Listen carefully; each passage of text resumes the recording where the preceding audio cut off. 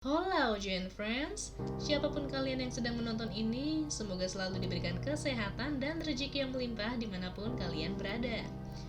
Mari kita lanjut rangkuman cerita Reborn Rich episode 7. Akhirnya pimpinan Jin Yang Chul bertemu dengan pemilik dari Miracle Investment yaitu Jin Do-jun.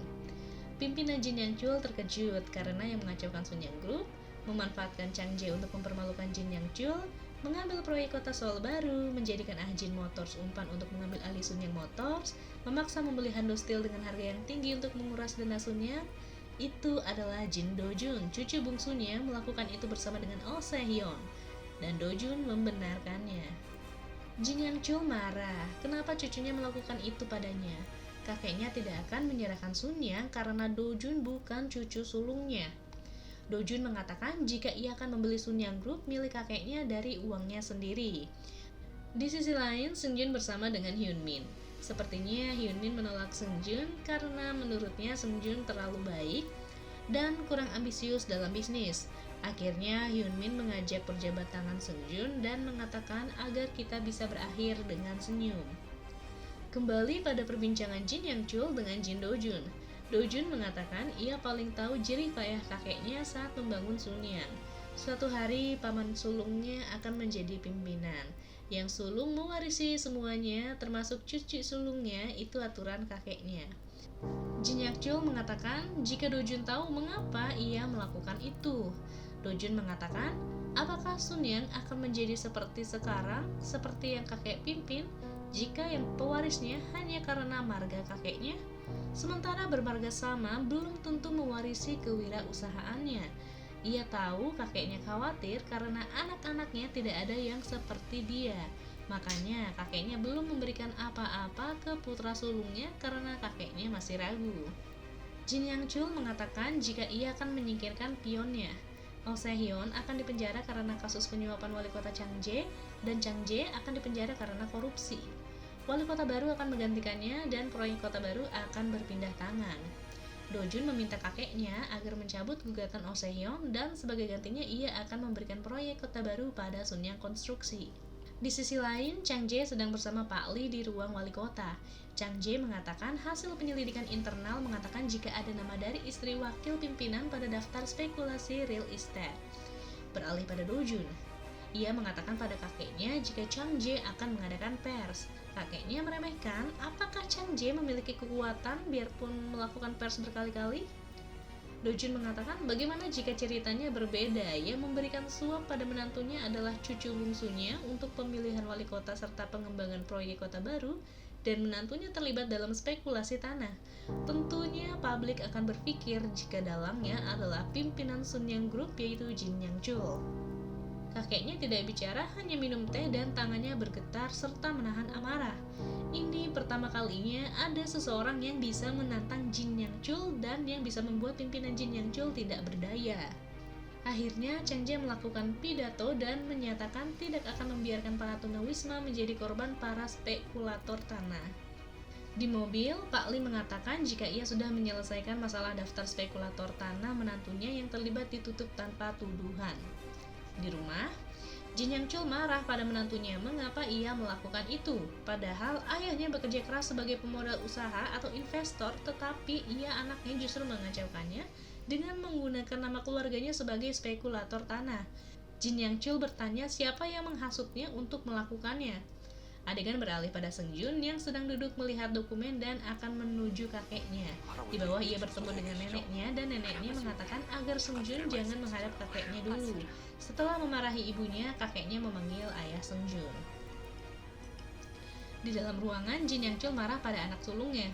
Seharusnya anak laki-laki tidak mudah berlutut dan menggunakan cara lain untuk mengganti kerugian. Jin Yong-ki berbohong pada Jin Yang Chul untuk membela anak dan istrinya pada ayahnya.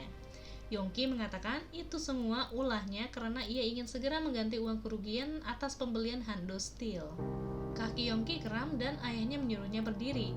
Yong-ki yang sedang berdiri dibantu oleh Pak Lee mengatakan lututnya punya firasat yang baik jika besok akan turun hujan dan ayahnya harus menggunakan mantel yang tebal. Seung-jun mengintip mereka dari pintu.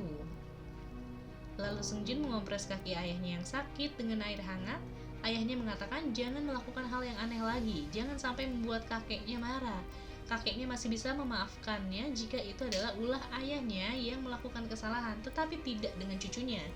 Istrinya dan Sung Junlah asetnya satu-satunya jika ia tidak bisa memiliki Sun Yang, kata Jin Yongki. Sung Jun hanya terdiam. Beralih pada Do Jun bersama dengan pamannya Chang Jae. Chang Jae mengucapkan terima kasih pada keponakannya karena telah membantunya dan ia tidak menyangka jika pemilik Miracle Investment adalah Do Jun. Chang Jae bertanya mengapa ia melakukan itu padahal ia masih bisa memiliki Sun Yang. Do Jun mengatakan jika ia melakukan itu karena hak suksesi ayahnya telah dicabut. Do Jun menghasut pamannya dengan kata-kata agar mau selangkah demi selangkah maju mencalonkan diri sebagai presiden, menenangkannya dengan kata-kata setelah berhasil menang dari pimpinan Jin Yang Chul. Do Jun ingin pamannya menjadi presiden, mengambil alih DMC Construction, sumber teknologi maju dan bisnis, serta menjadi presiden, dan Do Jun akan mendukung pamannya sepenuhnya. Pamannya terharu dan sepertinya terhasut oleh Do Jun dan mau terbang lebih tinggi lagi mencalonkan diri sebagai presiden. Lalu Oh Se-hyun berhasil bebas dan ia memuji apa yang dilakukan Do Jun pada pamannya Chang Jae untuk memenangkan DMC. Oh Se-hyun bertanya pada Do Jun, apakah Do Jun berusia 40 tahun atau ini kehidupan kedua Do Jun? Lalu Do Jun menjawab jika ia keduanya. Se-hyun pun hanya menanggapinya dengan mengatakan, jangan membual, lupakan saja usiamu itu 20 tahun. Do Jun pun hanya tersenyum, padahal ia sudah jujur pada Oh Se-hyun. Lalu beralih pada pimpinan Jin Yang Chul dan Pak Lee. Jin Yang Chul mengatakan ia sudah kehilangan muka di hadapan Pak Lee karena merahasiakan apa yang dilakukan Do Jun. Di sisi lain, Do Jun mengungkapkan alasan sebenarnya merebut Sun Yang karena mereka ia tidak bisa kembali pada kedua orang tuanya terdahulu dan tidak akan membiarkan paman dan bibinya menguasai Sun Yang. Besoknya, Jin Yang Chul dan Pak Lee bertemu dengan seorang dokter di rumah sakit. Jin Yang Chul mengatakan di sini bukan sebagai kepala grup melainkan menjadi wali pasien. Jin Yongki di Röntgen. Di luar ruang kaca, Pak Lee mengatakan pada pimpinan Jin Yang Chul, apakah ia masih akan menerapkan primogenitas pada pewarisnya? FYI, primogenitas adalah sebuah hak oleh hukum atau adat. Anak sulung mewarisi seluruh tanah dengan mengesampingkan adik-adiknya. Secara historik, istilah ini merujuk pada laki-laki dengan mengesampingkan perempuan. Oke, lanjut ke cerita. Yongki sangat lemah. Apakah ia mampu menjadi penerusnya? Dan bertanya siapa yang persis seperti dirinya. Jika ada, pasti anak-anaknya tidak akan menerima dan mereka akan saling menyiksa dan bertengkar. Jin Yang Chul dan Pak Lee pergi ke kantor anak bungsunya Jin Yoon Ki dan mengatakan apa yang dilakukan Do Jun padanya. Yoon Ki pun terkejut karena ia tidak menyangka anaknya akan melakukan itu. Lalu Jin Yang Chul memberikan pemindahan kepemilikan Yayasan Kesejahteraan Publik Sun Yang yang terhubung dengan Pusat Medis Sun Yang dan Pusat Pengembangan SDM. Yoon Ki terkejut dan mengatakan ia tidak mau menjadi ayah seperti ayahnya. Jin Yang Chul hanya terdiam kesal mendengar anaknya berbicara seperti itu. Beralih pada Chang Jae dan Hwa Young sedang makan siang bersama. Chang Jae mengatakan jika keponakannya hebat, bisa membuat pimpinan Jin Yang Chul tidak berkutik. Lalu Hwa Young mendapatkan secari kertas yang berisi jika Yoon Ki sudah diberikan kepemilikan Yayasan Kesejahteraan Publik Sun Yang. Lalu Hwa Young mengatakan jika ayahnya sudah memberikan peringatan pada Do Jun dan Yoon Ki. Hwa Young menyuruh suaminya agar tidak menempel pada Do Jun karena Do Jun terdesak dan sudah tidak menguntungkan lagi. Hwa Young masih bersikap arogan pada suaminya yang sudah menjadi wali kota, tapi sepertinya Chang Jae masih menghadapinya dengan sabar. Beralih pada Jin Dong Ki bersama dengan sekretarisnya berpikir mengapa ayahnya memberikan pemindah kuasaan pusat SDM Sun Yang pada Jin Yoon Ki adik bungsunya. Ia menduga ayahnya akan segera melaksanakan suksesi, dan sekretarisnya berkata yang harus dikhawatirkan adalah keponakannya Jin Sung Jun. Jin Yang Chul ke kamar cucu sulungnya dan melihat dokumen proyek kota baru. Jin Yang Chul bertanya apakah ia akan balas dendam dan bagaimana perasaannya setelah gagal dalam proyek itu. Sung Jun hanya terdiam. Beralih pada Miracle Investment, di mana Rahel menerima telepon dan mendapatkan informasi jika semua stasiun pertelevisian membatalkan proyek mereka pada DMC karena pengiklan besar membatalkannya. Do Jun dan Oh Se-hyun sedang berdiskusi proyek kota baru DMC pun terkejut dan Do Jun mengatakan itu ulah kakeknya Jin Yang Chul karena Do Jun telah menyatakan perang dengan kakeknya. Di sisi lain ada pimpinan Jin Yang Chul bersama dengan cucu sulungnya. Ia melakukan itu pada Dojun sebagai bentuk peringatan, katanya. Lalu Jin Yang Chul mengatakan pada Seungjun berharap cucu sulungnya ini mengerti maksud perkataan kakeknya agar mampu menjalankan perusahaan dengan baik. Walaupun sebenarnya Jin Yang Chul ini khawatir. Lalu Pak Lim menenangkan Jin Yang Chul dengan mengatakan Seungjun merupakan anak yang mudah memahami dengan kata-kata. Chang Jae menelepon Dojun dan mengatakan jika Dojun tidak berhasil memenangkan DMC, maka pamannya akan memberikan proyek itu ke tempat lain yang lebih baik. Dojun mengatakan jika ia akan mengatasinya. Ternyata Chang Jae bersama dengan keponakan sulungnya Jin Seungjun, Chang Jae merasa yakin jika Seungjun akan menyokongnya. Akan tetapi sepertinya Seungjun berbalik mengatakan jika pamannya Chang Jae yang harus berhati-hati kepadanya karena nyawanya ada pada Sun Yang. Seungjun mengatakan jika kakeknya masih memberikan kesempatan padanya dan jika Chang Jae membutuhkan kekuatan, jangan ragu untuk meminta pada Sun Yang. Chang Jae hanya manut dan tersenyum paksa. Scene beralih pada Dojun yang sedang bersama dengan Oh Se-hyun di restoran Sky High atau Rooftop. Di sana mereka berpikir strategi apa lagi yang akan mereka gunakan. Dan Dojun tiba-tiba mengingat warnet yang menjamur di era itu. Ia berencana akan membuat e-sport. Besoknya Dojun dan rekan-rekannya di kantor mendiskusikan tentang e-sport.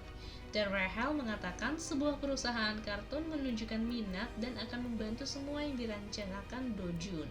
Akan tetapi mereka ingin bertemu dengan pemegang saham asli Miracle Investment. Malamnya Dojun bertemu dengan pemilik perusahaan itu dan ternyata adalah Mo Hyun Min. Ternyata Mo Hyun Min meminta bantuan pamannya yang memiliki perusahaan animasi dan penyiaran untuk membantunya. Hyun Min mengajak Dojun untuk menjadi rekan alias partner hidup, alih-alih daripada hanya sekedar menjadi rekan bisnis. Tiba-tiba lampu konslet dan Dojun berusaha melindungi Hyun Min dan Hyun Min jelas terkesima dan senang dong. Akan tetapi biarpun ada percikan romansa antara Dojun dan Hyun Min, tapi ternyata Dojun menolak tawaran Hyun Min karena Dojun tidak mau menjadi bonekanya Hyun Min. Lalu Dojun pun pergi. Di mobil, Dojun mengingat So Min Young dan bergegas menuju kafe tempat Min Young bekerja. Tetapi Min Young sudah tidak ada di sana. Ia sudah berhenti karena akan mengikuti tes advokat. Dojun kembali ke mobilnya dan Min Young yang baru tiba di kafe untuk mengembalikan kunci mencoba mengejar Dojun, akan tetapi Dojun sudah pergi. Seungjun di mobil menelepon Hyun Min untuk melamarnya dan Hyun Min hanya menatap bunga-bunga yang diberikan Seungjun. Beralih pada Dojun yang sedang ada di rumah selepas mandi, ia melihat kakaknya sedang menonton Home Shopping. Lalu ibunya menghampiri Dojun dan mengatakan jika ayahnya ingin berbicara dengannya. Di ruangannya, ayahnya mengatakan jika ia tahu apa yang Dojun lakukan pada kakeknya. Dan ayahnya mengatakan jika akan membantu Dojun perihal DMC. Lalu ibunya masuk menghampiri mereka dan mengatakan jika mereka harus berjanji harus saling support. Dojun harus selalu di sisi ayahnya dan Yoongi harus selalu melindungi Dojun dari kakak-kakaknya dan ayahnya. Lalu scene beralih pada Dojun yang melihat foto keluarga. Dojun yang selalu fokus pada keluarganya yang sebagai Hyunwoo, ia seakan tersadar jika ia memiliki orang tua 4 alfa dan 4 kosong orang tuanya saat ini. Paginya, Seungjun menemui kakeknya dan menyerahkan undangan pernikahannya dengan Mo Hyun Min dan meminta hadiah pada kakeknya, yaitu hak berperan sebagai salah satu orang dewasa di keluarga. Lalu beralih pada ayahnya Seungjun yang sedang menelepon adiknya Dongki dan mengatakan jika ayah mereka akan memberikan saham pada Seungjun sebagai hadiah pernikahannya. Dan sepertinya Dongki mulai khawatir tentang peluangnya sebagai pewaris.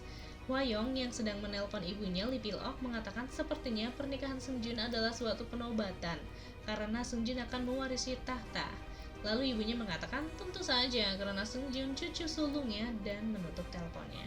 Menantunya datang memberikan teh padanya dan mulai mencari muka dengan berkata jika ibu mertuanya harus membuat pameran tunggal dari hasil karya-karya seni buatannya. Cucu menantunya akan membuatkan galeri untuknya, katanya. Lalu ibu mertuanya mengatakan apakah suaminya sudah pulang, maksudnya adalah Jin Yang Chul, karena sepertinya suaminya kali ini telat datang ke rumah.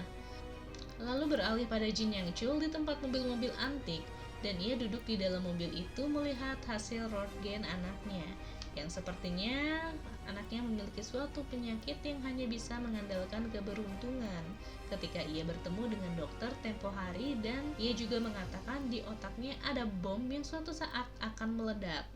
Sepertinya Jin Yang Chul memiliki penyakit parah dan juga putra sulungnya sepertinya mewarisi penyakitnya.